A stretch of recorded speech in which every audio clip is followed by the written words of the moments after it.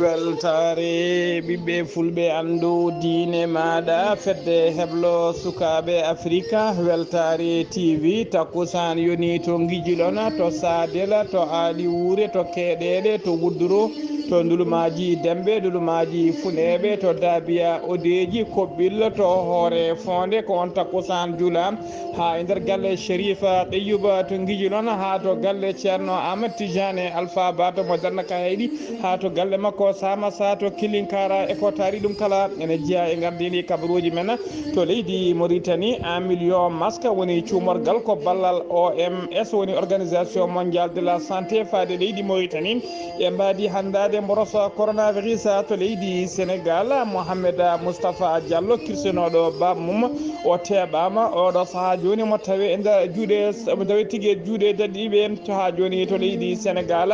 e kawguila baccalauréat hikka e nder falde Kaolack yiyama hen babiraɗo jaaroye duuɓi capanɗe jeeɗiɗi pawɗi ene ƴama kawguila baccalauréat to leydi Mali général Oumaro Biko komo leydi Tchad suɓama e oɗo saaha joni o lomtima mawɗo o laatima mawɗo général mawɗo koninkoɓe G5 Sahel tawteɓe nder leydi Mali to leydi Guinée Conakry koreji e sehilaɓe Oumar Silla kolleri goƴƴe mumen e oɗo saaha joni e gonka Oumar Silla tawteɗo e nder kasoji ɗi leydi Guinée bisimilla mone kekki kotondirte joni jañoɗen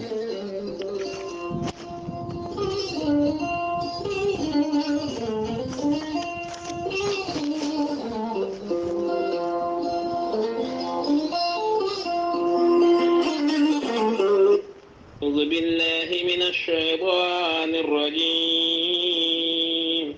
الذين إذا أصابتهم مصيبة قالوا إنا لله وإنا إليه راجعون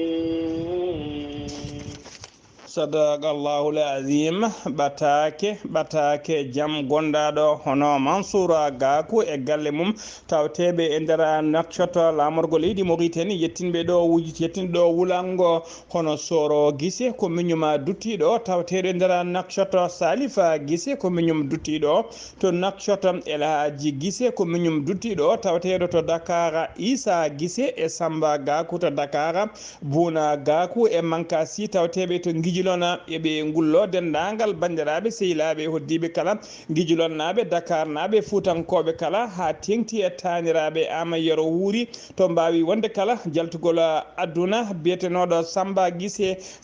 Guissé ko aseta hanki o yalti aduna to Dakar ko aseta hanki o kadi o wirna ɗon to Dakar lamorgo leydi Sénégal siftinde on noon yettinde ɗo wulago ngo ko Mansoura Gakou tawteɗo e nder nakshota lamorgo leydi Mauritanie dow inde ceerno Abou Diallo hoorejo heblo sukaɓe Africa windere en nulli duwawuji men faade dendagal ɓesgu makko kala nde Allah yurmotomo yaafoma harnamo aljanna kanko e dendagal mayɓe julɓe kala allahumma amina.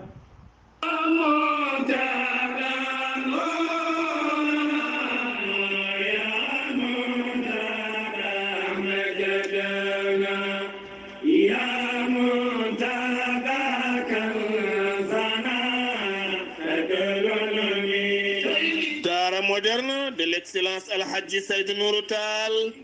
e gardugol ceerno Makki Mountaga Tall kane ceerno Seydou Nourou Tall imam juma mawɗo mo Cheikh Omarul Foutiyou Tall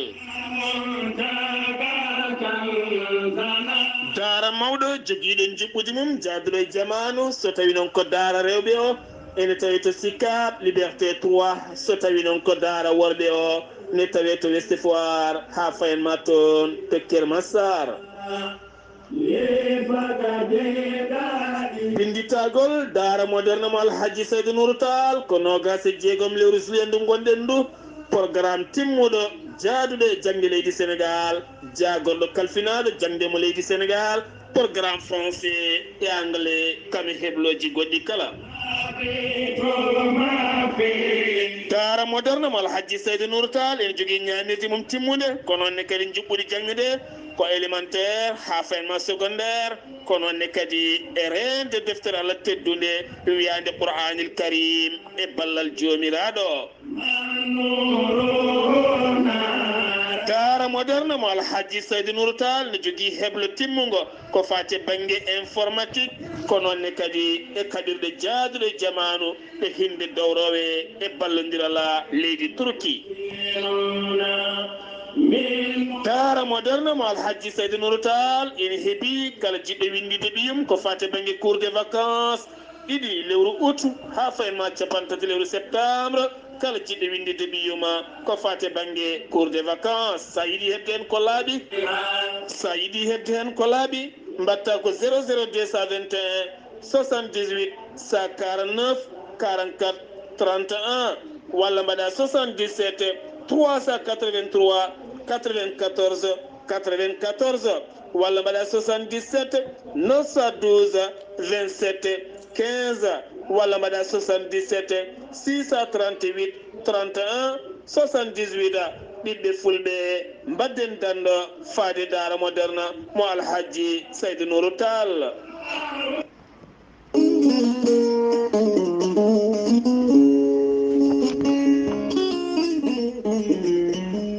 ceerno Djiby Sy ko wittiyanke ko safriyanke safaruji fina tawa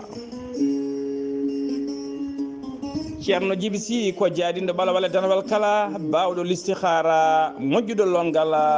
moƴƴuɗo leɗɗe sanne sanne ceerno Djiby Sy ko labɗo reedu malaɗo wunine wiiɗo sanne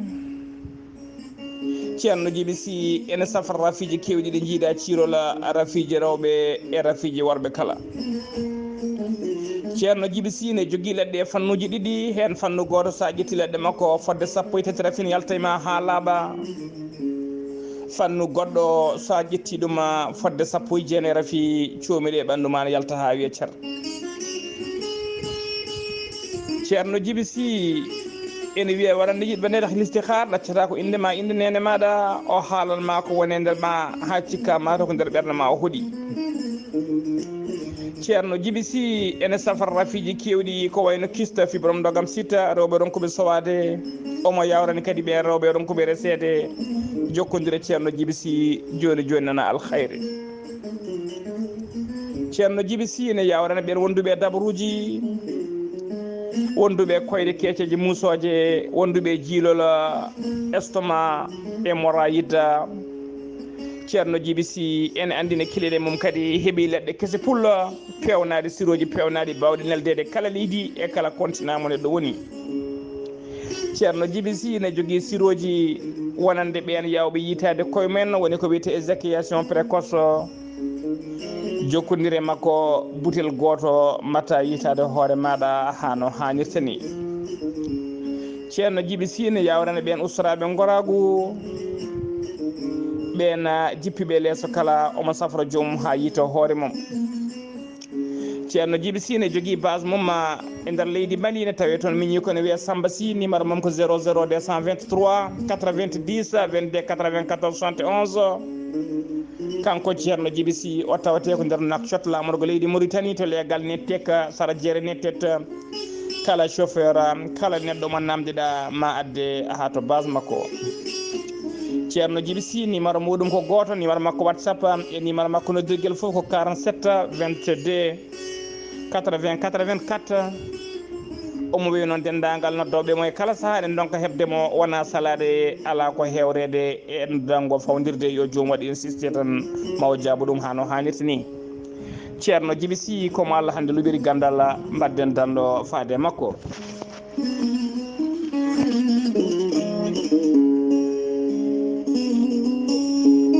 Keɗtode kabaruuji mon e ɗemngal pulaar Afrique, Asie, Europe, Amérique, Moyen-Orient, Océanie. jaam hiire moon musidɓe tedduɓe eɗen gone dewo go lewru juko hitande ujunnaji ɗiɗi e nogase goho kabaruji men e ɗemgal pulaar ɗo e haalirde he ko musidɗo moon sehil moon Ghalii Abuu Bah to karallagal to ko miñi men sehil men Saydou Abou Bah hono noon mbiruɗen e gardini kabaruuji men ko to leydi Mauritanie pudorɗe en Sidi Wula Zahaf ko jagorgal kalfinangal ko fate cellal aadi kanko e gollediɓe makko ɓe kolliri tigui aseta hanki o wonde e nder waktuji nogas nayi cakkitinoɗe ɗi ko ujunnaji ɗiɗi e temedde ɗiɗi e neɗɗo goto ɗum woni ko holkisa e nder holkisa mabɓe noon hen temedde ɗiɗi e capanɗe jeegomo e jeetato tawama e jaati ko fiɗaɓe mboroso coronavirus ɓe kolliri kadi e nder ɓe cellano ɓe hen temedere sappo e joyyi kepti cellal mumen hano hannirta ni paati galleji mumen yimɓe nayo kawre ladial tuggui ñalawma hecci hanki fay ñalawma hanki o so tawi noon ko temedde ɗiɗi e capanɗe jeegomo e jeetato neɗɗo fiɗaɓe ɓe ko ni tigui doggol mabɓe lelori to wiyete jiggueni ko neɗɗo goto tembedera ko neɗɗo goto gueeru ko yimɓe tato barkewol ko yimɓe jeeɗiɗo to wiyete kiifa ko yimɓe joyo mbutta ko neɗɗo goto magama ko yimɓe ɗiɗo monguela ko neɗɗo goto ɓoggue ko yimɓe jeeɗiɗo kerme sar ko yimɓe nayo medredra ko neɗɗo goto to wiyete wadanaga ko yimɓe nayo rosso ko yimɓe jeeɗiɗo atar ko yimɓe jeetato singiti ko yimɓe ɗiɗo chami ko yimɓe tato noadibo ko capanɗe nayo e nayo neɗɗo ngabu ko neɗɗo goto zoyrat ko yimɓe jeetato axusa ko yimɓe jeeɗiɗo to wiyete beni chaba ko neɗɗo goto heddiɓe ɓe kala ko nder nakshot lamorgo leydi Mauritanie ɓe kolliri noon e oɗo saaha joni dendagal doggol winditiɓe e doggol coronavirus ɓe jettima nogas joyi ujunere ne fawi temedde jeegom e nogas go neɗɗo e nder ɓen noon nogas ɗiɗi ujunere e temedde jeeɗiɗi e nogas e jeetato keptino cellal mumen hano hannirta ni temedde joyyi e capanɗe jeegom e ɗiɗo ɗum woni ko hawre ladial ha joni ko leydi Mauritanie keddoɗen e nder hodduji ɗiɗi teskama yoga e guure keeɓi toɓoji kewɗi ndiyam sanne taw kadi ko guure kewɗe ko wayno wuuro witego Shech on heeɓi capanɗe jeegom e goo millimétre to wiyete sieva nebla heeɓi capanɗe nayyi e joyyi millimétre to wiyete behley laharas heeɓi capanɗe joyyi e joyyi millimétre to wiyete bousteyla ko capanɗe jeeɗiɗi millimétre to wiyete bousta ko capanɗe jeegom millimétre to wiyete tembedera heeɓi capanɗe nayyi millimétre to wiyete buuɗal haya heeɓi capanɗe tati e jeeɗiɗi millimétre to wiyete mbeheydara heeɓi capanɗe joyyi millimétre to wiyete jiggini ko millimétre uji nogas ha si baba capanɗe tati millimétre kombi sale heeɓi capanɗe joyyi e ɗiɗi millimétre to wiyete hel beya ko capanɗe joyyi e joyyi millimétre to wiyete boulehla capanɗe jeeɗiɗi e joyyi millimétre to wiyete timezina heeɓi capanɗe jeeɗiɗi millimétre guure kewɗe kadi ɗe limtani keeɓi toɓoji kewɗi ndiyam no fewi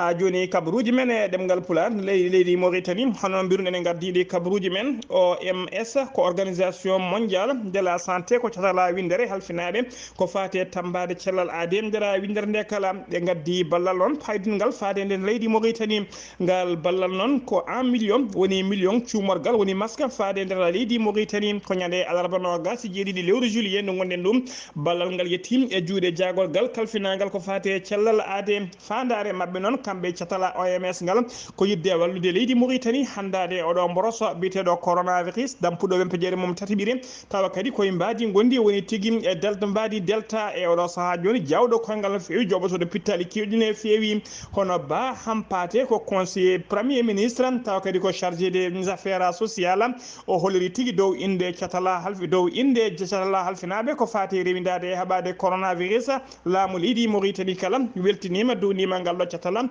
bitengal OMS woni organisation mondiale de la santé e ngal ballal paydingal no fewi e garngal kadi e saaha muɗum ha joni ko leydi Mauritanie keddoɗen mongel ko wuuro tawatengo e nder région nimo gorgol tawatengo sara likseyba gorgol hakima wuuro ngo hono biyeteɗo Eli Cheikh Ahmad Eli Cheikh Abdallah Amara o holliri tigui wonde yimɓe nayo mbasi pittali men e nder ndeɗo yontere e balle e nder fande mongel tawi kadi kamɓe kala ko yolaru o holliri suka jibinaɗo en 2008 woni hitande ujunnaji ɗiɗi e jeetati e kawmum jaranoɗe duuɓi sappo e jeegom mayi tawa kadi koye mbasi pittali men e yolere ñande aseta hanki o e nder falde mon guel holliri kadi hono ndeɗo jayde witede ami tawatede to kay hayɗi ɓe kolliri kadi wonde mayde sukaɓe ɗiɗo hena gotel ene yaa hen gotel ko gorel keddigel ngel ko Dewle sara nokku to wite likkeyra e nder département mo ngel ɗen maydele noon ko ñande alkamisa ɓennuɗo o tawi kadi ko charette mabɓe moɓe jolno yinno kay taccude teppu kewɗo ndiyam no fewi feewi hawde kadi e ndiyam ne ari waame ene aran doga ɓe jiiɗi tigui waddude e waame o kursi gam yidde taccude ko adi ko waame o ko ɗon tigui wurango e waame o derguiti saret mabɓe nden derguiti saret mabɓe noon nene mum sukaɓe ɓe noon ko nene mum sukaɓe noon koye fobre lekki kañum tigui tebti sara nokku to accident waɗi ɗo nde aljuma nde noon ɓe jiitino goski suka cukalel gorel ngel taw kadi yiita ko kilométre uji 4 sara accident waɗi ɗo hollirama noon aseda hanki on kilométre uji 6 to nokku to accident waɗi ɗo ko ɗon tigui goski cukalel Dewle ngel yiite hakkimo mon ngel waɗi tigui préfet momon walla secrétaire mon ngel holliri noon e oɗo saaha joni e sunare mum mawde no feewi o waɗi eɗam kadi faade dendagal ɓesguji ɗi kala ɓe faade galleji ɗi kala ndenata sukaɓe no feewi nde yimɓe kadi mbattata hakkillaji mumen no feewi e saaha ndungu e yoga e nokkuji taw ko taccirteɗi ɗi yimɓe mbattata hakkillaji mumen no feewi nden to e oɗo saaha joni kabaruuji men e ɗemgal pulaar so numima to leydi Mauritanie koto leydi Sénégal paaɗena e nder ujunnaje 11 e temedde 950 neɗɗo taw ko candidat ƴamoɓe ngel ɗo kawguel biyetegal baccalauréat e nder falde Kaolack e nder mabɓe noon en tawi hen gorko goto babiraɗo nayejo jaaroye duuɓi 7 pawɗi tawa kañum e hoore mum e oɗo saaha joni o ari tigui ko ƴamde ngellona kawguel inde makko noon koko maska o wiyete inde makko holliraɗo ko MAS omo yara miɗen duuɓi 7 e duuɓi 7 pawɗi seeɗa ko ɗum woni ko yara taw kadi o ƴama ngellona kawguel ɗum noon koto lycée biyeteɗo Valdiodio Ndiaye e nder sala numéro 4 taw kadi ko bâtiment A ko e nder on nokku tigui o waɗi ngellona kawguel teskama noon e nder dendagal falde Kaolack kala kanko woni ɓurɗo heccude ɓurɗo hewde duuɓi kay e ɓen waɗoɓe ngellon kawguel ene yakora kadi e nder jokoli leydi Sénégal kala hitande hikka nde waɗɓe ngellona kawguel ko kanko jeeyete tigui e ɓurɓe hewde duuɓi hitande hikka nde ɗum noon ene holliri tan wonde kay hono ko wiya e kala saaha wonde kay gandal ƴamete tigui walla gandal ɗaɓɓete ko guila kay neɗɗo umme mbotu ha nde yetti kasangue kala ene wawi ɗaɓɓude gandal eɗen mbiya tan yo Allah rokkumo ngellona kawguel beele kadi omo wona daroggal omo wona exemple wonande dendagal ɓen yidɓe hebde ngellona kawguel biyetegal baccalauréat ha joni ko leydi leydi Sénégal keddoɗen aseta hanki o e dow lawol jawgol joɓetegol woni autoroute à péage tawa kadi ko sens ummade AIBD faade Rufisque ko accident waɗi toon ko accident noon ko minicar goto kañum felɓodiri e auto togoto taw ko auto personnel accident o noon waɗi tigui ko juste sara nokku sara poste de péage sa ɓenni poste péage o seeɗa ko ɗon tigui accident o waɗi ɗum saabima noon ha waɗi embouteillage waɗi blocage lawol ngol uddima waktuji kewɗi no feewi en keɓani bila noon so tawi waɗi gañiɓe walla mayɓe e oɗon accident ha joni kabaruji men e ɗemgal pulaar to Thiès falde Thiès Mouhamadou Moustapha Diallo ko sagata gorko mo duuɓi 24 kirsunoɗo bamum ha ɓuuɓi tawa kadi ko biyete bammakko biyeteneɗo Guedda Diallo e nder falde Thiès o teɓama noon kanko Mouhamadou Moustapha Diallo noon teɓama ñande alkamisa ɓennuɗo to nokku wiyete Kayara o tawama noon omo tawe tigui e kasoji e mbadi garde de vue to commissariat central mo Thiès nde waɗoɓe losgoji ndi kuccodiri e makko e nder kasoji to noon o holliri tigui ha laaɓi wonde ko kanko tigui yooɓi fittandu jinnaɗo gorko o holliri noon e kala saaha babiraɗo serani yennudemo e kala saaha ƴettademo e huddemo e haalde konngudi musɗi no feewi faade makko ko ɗum saabi noon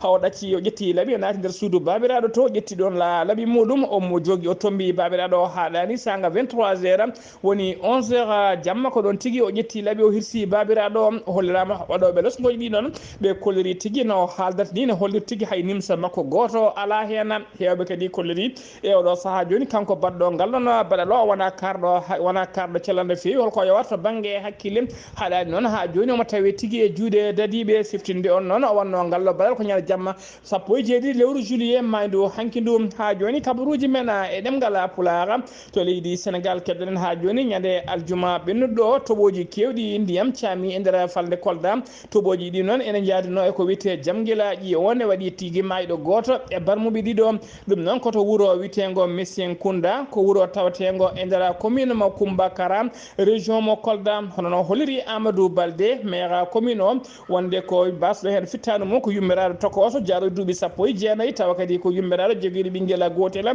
ko on wasi hen fittanu mum ɗiɗo wonɓe mbarmi hen ɓen noon gañiɓe ɓe kala nawam to hôpital régional mo Kolda ene teska noon e oɗo saaha to toɓoji kewɗi toɓoji kay so ngari e dara fande Kolda ne fiska tigi accident ji baɗi nin e kala saha ko wiyete jamguel ƴiwonde ne heewi yoɓade pittali yimɓe walla pittali dabeje saabu kay hollirama e yontere mayde nde kadi ƴiwonde wannoni toon ko jamguel ƴiwonde saami e hoɗande wotere nden hoɗande heelino hen waɗino kadi dabeje kewɗe mayɗe hen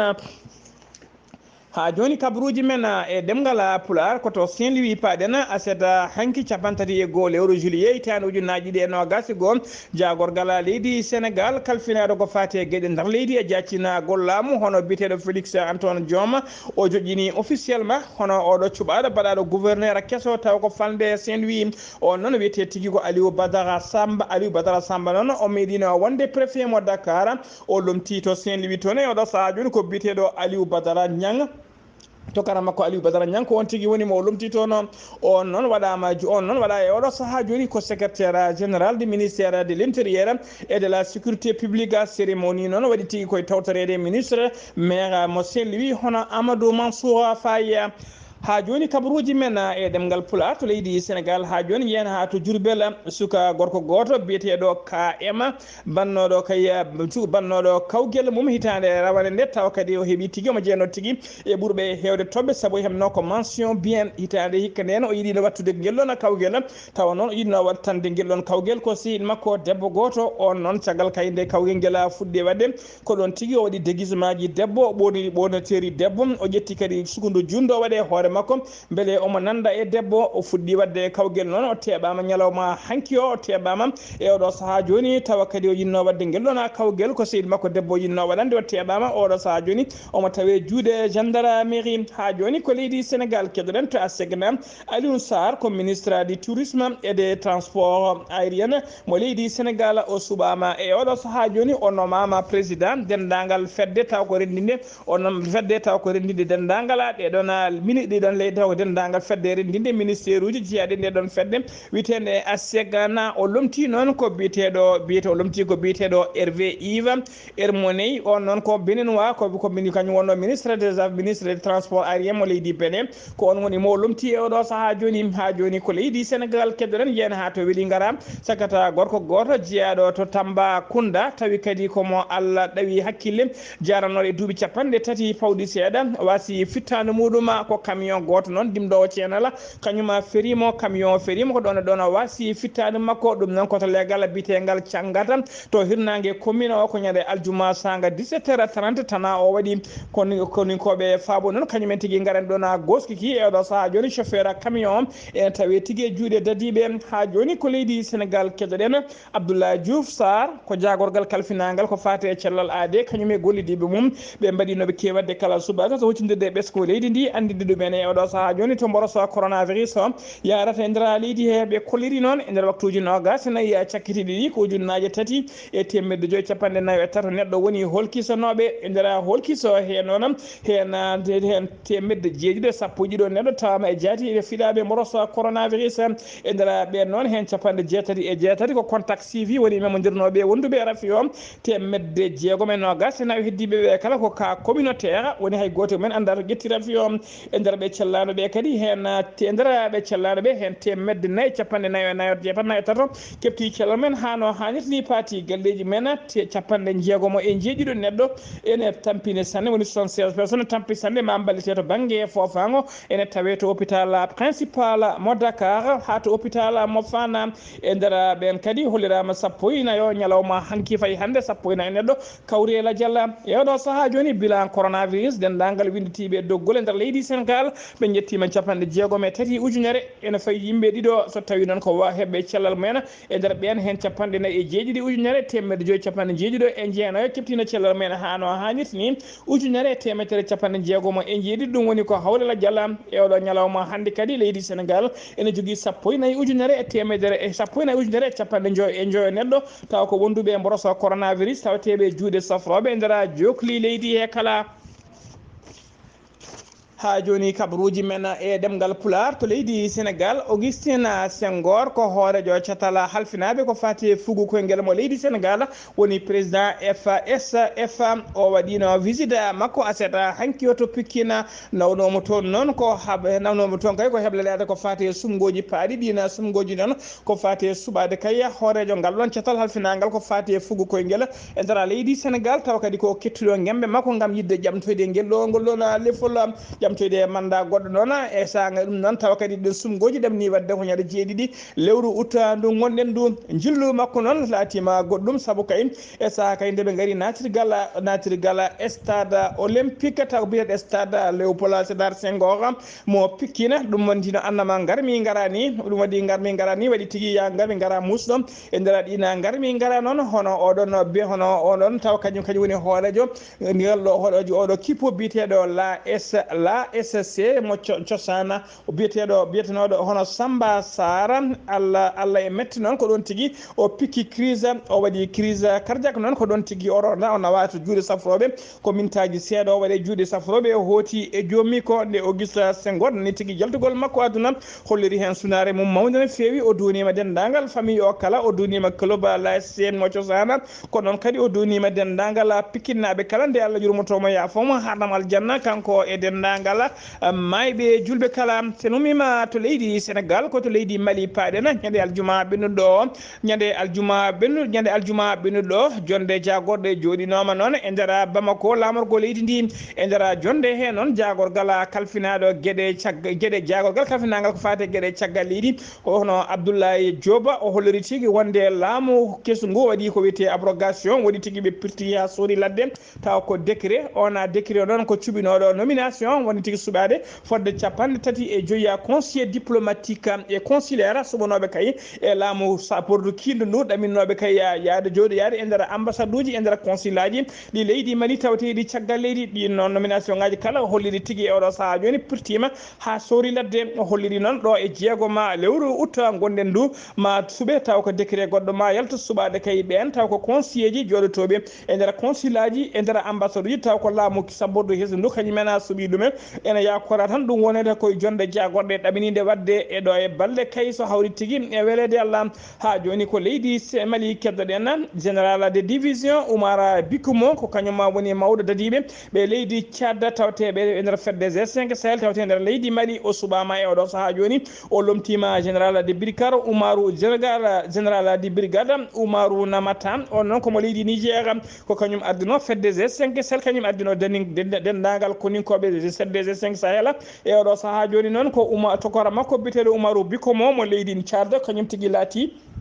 e oɗo saaha joni commandant ɓeɗon dadiɓe G5 Sahel tawteɓe e nder leydi e cérémonie o noon on cérémonie o waɗi ko ñande 30 lewru juillet woni ñandal kamisa ɓennuɗo tawa kadi ko ɗum waɗi noon koto base mabɓe biteɗo base sa monsieur Noum e tawtorede général e tawtorede chef d' état major général mo leydi Tchad e premier adjoint mo leydi ndi e général de division aérienne hono Madiata e responsable uji militaire uji kewɗi jeeyaɓe e nder leydi Mali kanko général Oumarou Biko noon o jibina ko 1960 to nokku biteɗo Faya mo to rewo leydi Tchad ko guila ñandel 10 lewru mars hitande 1997 ko guila nden o angisi o ɓornitini o naati e kuniyankagal mo leydi Tchad e oɗo saaha joni kanko tigui laati commandant taw ko ndeɗo fedde witede G5 Sahel dadiɓe G5 Sahel tawteɓe e nder leydi Mali ha joni kabaruji men e nder leydi Mali keddoɗen jagorgal kalfinagal ko fate Cellal ade o ɓayyini communiqué makko mo tongode temedde 5 ko fati e mborosa coronavirus on communiqué noon ko ñalawma asata hanki o 31 lewru juillet o ɓayi ɗum kikiɗe kirɗo o holliri noon ko ujunere temene yimɓe nayo kolkiso noon e nder wakkude ujunere gasane cakkitoɗe ɗi e nder holkiso he noon hen yimɓe sappo tawaɓe jaati ko fiɗaɓe mborosa coronavirus o e nder ɓen noon hen goto tawe to Keñe Bam to Kalambankoro ko neɗɗo goto to Bugani ko neɗɗo goto heddiɓe kala koto Bamako lamorgo leydi ndi o holliri kadi nder nder ɓe cellano ɓe hen nayo kefti cellal men faati galleji men hay neɗɗo goto alamo rafi o yooɓi tugui ñalawma heccanki fayi ñalawma hanki o e holliri kadi leydi maɗen jogui 50 neɗɗo wonduɓe coronavirus taw ko tawteɓe juuɗe safroɓe nder ɓen noon hen tato ene tampi sanne ma ballite to banggue fofago eɓe jogui kadi 49 neɗɗo woɗɓe wonduɓe coronavirus ɓe tampani ɓen keɓata safruji mumen ko nder galleji mumen leydi maɗine yaara e oɗo saaha joni sappo ina yiya ujunere temedde joyyi capanɗe jeetato e yimɓe nayo winditiɓe doggol hen sappo e tati ujunere temedde jeenayyi capanɗe nayo e joyo keptino cellal mumen hano hannirta ni ko temedde joyyi capantato ɗiɗi neɗɗo woni ko hawre ladiala ñalawma hannde o kadi ene jogui temedere capantato e neɗɗo temedere capantato e joyo neɗɗo tumaɓe yaata o gondani e mboros coronavirus nana jona tigui ne paadi holguisa mumen ha joni ko leydi Mali keddoɗen jen ha to lafiya bugu police ji jeegoma kadi koɓe juuɗe mumen moddi e wargo oɗo suka gorko goto baranoɗo to lafiya bugu e saaha kay mo police o wanno patrouille mumen ɓen wanno patrouille mumen naggama ɓenninama ɓen police ji jeegom noon naggama e oɗo saaha joni ɓe mbaɗama déféré to kasoji mawɗi woni prison centrale mo Bamako ko guila ñaɗe alkamisa nogas jeenayyi lewru juillet 2021 e dow yamirore juge mo deuxiéme cabinet tribunal de la commune 4 mo Bamako ko kañum tigui yaaɓi kañum tigui namde noon nde ɓe mbawa tigui nangguede ɓe mbaɗe déféré suka baraɗo o noon wiyeteno ko Abdoulaye Keita ko kural gongre gon woni barréen ɗum tigui woni ko fellanno e saaha kay police ji taw ko police aɓe hinde bagga woni brigade anti criminel mbaɗanno patrouille men ko nden tigui ɓe jooɓi pittali makko to sagataɓe lafiya bugu noon kollirino hen metti mumen no fewi mbaɗino kadi seppoji men namdade kayde justice waɗata golle mum beele ɓeɗon waɗɓe ngallon balal ɓe mbawa teɓede mbawa rewnede lawol ko ɗum woni ko laati e oɗo saaha joni saabu kay police ji jeegoma ɗe kala ɓe mbaɗama déféré de commissariat central mo lafiya bugu hollirama noon commissariat cantonal mo Bamako hollirama noon e on tana bannoɗo to lafiya bugu e gan sanga kadi e saaha kay diddodiral mo poto police patbagga mo riddanno on oto calinoɗo darade ɓe kollirino kadi yimɓe nayo gañinoma hen ha joni ko leydi Mali keddoɗen bandiji kewɗi tawi kadi ko taƴoɓe teɓama e enquête mo Interpol Mali waɗi e ɗeɗo balle ñande jamma nogas jeetati ene wiyata nogas jeenayyi e lewru juillet gonɗen ndu e dow lawol bitego route nationale numéro 7 car goto mo transport yananoma e dow ngolon lawol hakkude to wiyete Oussebougou to wiyete Oulé-Sébougou e to wiyete Bamako hay to wiyete taƴoɓe noon ɓe keptino dendagal haalisaji ordinateur uji téléphone aji cuɗari jolnoɓe hen ɓe kala ha laaɓi ɓe jaadino hen ɓe kaɗan ɗon tan e nder ɗiɗon passager ji ɓe tawino hen debbo goto labtude no fewi on debbo noon yeeso joom galle mum ɓe nangui ɗum ɓe mbaɗi ɗum gueɗe cofde no fewi ɓe mbaɗi ɗum violé yeeso joom galle mum e yeeso yimɓe hewɓe wonnoɓe e nder biso caggal ɗum noon goto e ɓeɗon kay jayanoɓe e nder oɗon bis caggal kay andude darde oɗon darde ɓeɗo witeɓe Interpol witeɓe tigui Interpol mo Mali o yeehi tigui wawde dépositona plainte contre X caggal nde o dépositan plainte contre X to bureau ji mabɓe tawateɗi to Bamako courant hono chef bureau Interpol on jogui kodirino e procureur de la république mo tribunal commune 3 mo Bamako ɓen noon ɓen mbaɗino yamirore nde losgoji udditte hen caggal kayde on déclaré tigui e nder ko nawna ko téléphone mum portable ene tawe hen koɗone ɗon noon enquête waɗa e nder enquête o noon ɓe yiiɗi tigui wadde ko traçage oɗon téléphone gujjaɗo gam yidde andude kala nokku to téléphone o heedi ko ɗon ɗon noon ɓoyat mum ɓe teski tigui wonde téléphone noon ana horkite tawa kadi horkitowo ɗum o yiiɗi wadde ɗum ko décodé ittude code gonɗo e téléphone o koɗone ɗon noon ɓe mbaɗi tigui ndewmi takel haaɓe tawi ko technicien goto kañum woni e yidde wadde décodé ittude code téléphone o ko ɗon tigui ɓe teeɓi ɗum e nde ɓe teeɓima noon enquête aji tigui waɗama ha yimɓe sappo teɓama hen e nder ɓen sappo teɓaɓe noon hen nayo jeeyati koye fedde ɓeɗon wuyɓe taƴoɓe e nder ɓen nayo taƴoɓe kadi ne jeeya hen cerveau woni tigui mawɗo fedde nde caggal nde police waɗi losgoji mum e to galleji mabɓe ɓe tawi toon ɗeɗo gueɗe ɓe tawi toon des armes woni arme uji ɗiɗi de guerre wondude e kuure mumen ene gondi kadi e charge uji tati ɗi ha mbi kuure de calibre 7,62 millimètre ɓe tawi toon kadi 8 cartouche de calibre 9 millimètre wondude e pistolet ji pistolet automatique wondude e pistolet ji ɗiɗi mitrailleuse ɗi PM wondude e machette woni jaasi wondude e silama goto woni sabre e sappo e jeetati téléphone portable gujjaɗi e haalis kewɗo no fewi ha joni kabaruuji men e ɗemngal pulaar udditena kabaruuji men koto leydi Guinée Conakry Oumar Silla omo noddire kadi foninke mengue ko militant woni tigui jeeyaɗo e ngal ɗo catal bitegal tournon la page omo jeeya kadi e jaggue mawde walla mbiyan jaale e ngal ɗo catal bitegal FNDC woni front national pour la défense de la constitution salinoɓe tigui ko fate baylugol e kuule gam yidde am yinnode kay salade ƴamtugol 3e mandat oɗona biteɗo Alpha Condé teɓaɗo noon guila e ngan saaha ko adi sumgoji taweteɗo nder kasoji e oɗo saaha joni noon hollirama tigui o wona karɗo cellal kadi omo tampino fewi koreji makko noon e dendagal sehilaɓe makko e camarade uji makko ɓe o jeydagal ɗo catara bitegal tourno la page hata FNDC kala kolliri tigui goƴi mumen mawka no fewi e gonka makko e oɗo saaha joni e nder ɗiɗon kasoji ɗi leydi Guinée Conakry ɓe mbaɗi kadi temɓe ti cenni kadi dendagal wintere nde kala ha tengde halfinaɓe ko fate haqqe innamade wonde kala ko heeɓimo e nder ɗiɗon kasoji ko biteɗo Alpha Condé hoolejo leydi ɗi ko kañum woni responsable musidɓe tedduɓe gasi ha laaɓi ceer ɗum ɗo wonno ko tonguji non kabaruuji men e ɗemgal pulaar ɗo e haalirde he ko musidɗo moon sehil moon Ghalii Abuu Bah to karallagal do ko miñi men Seydi Abou Bah ketkimalaki jaam yo jaam Allah jogomi jogo on.